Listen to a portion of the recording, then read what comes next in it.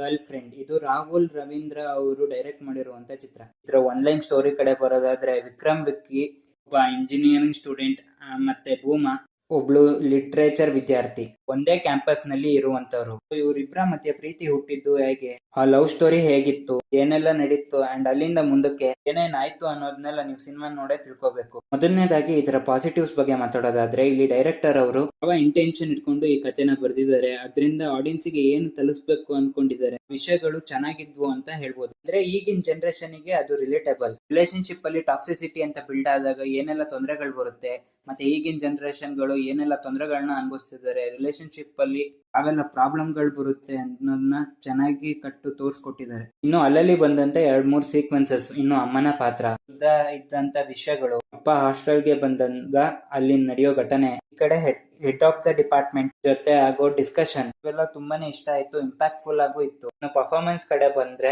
ರಶ್ಮಿಕಾ ಅವರು ತಮ್ಮ ಕ್ಯಾರೆಕ್ಟರ್ ಅಲ್ಲಿ ಇರೋದನ್ನ ಖಂಡಿತ ಫೀಲ್ ಮಾಡಿಸಿದ್ದಾರೆ. ಜೊತೆಗೆ ಅಲ್ಲಲ್ಲಿ ಅದು ಎಲಿವೇಟ್ ಆಗುತ್ತೆ.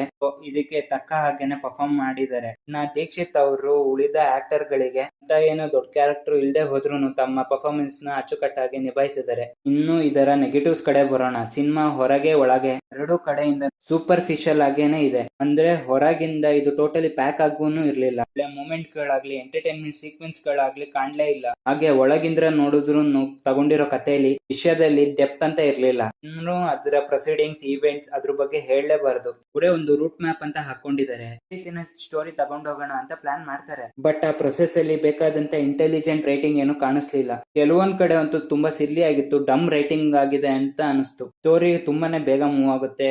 ಕೆಲವ್ರಿಗೆ ಅರ್ಥ ಆಗದೆ ಇರ್ಬೋದು, ಕೆಲವರಿಗೆ ಸ್ಟೋರಿ ಏನಪ್ಪ ಹಿಂಗಿದೆ ಅಂತಾನು ಅನಿಸ್ಬೋದು. ನೀವು ಈ ಸಿನಿಮಾ ನೋಡ್ಬೇಕಾದ್ರೆ ಇಂಥ ಸೀನ್ಸ್ ಗಳು ಯಾಕೆ ಬೇಕಿತ್ತು ಅಥವಾ ಇನ್ಸ್ಟಾ ಸ್ಟೋರಿ ಲೈನ್ ಯಾಕೆ ಬೇಕಿತ್ತು ಅಂತ ಅನ್ಸೋದೇ ಹೆಚ್ಚು.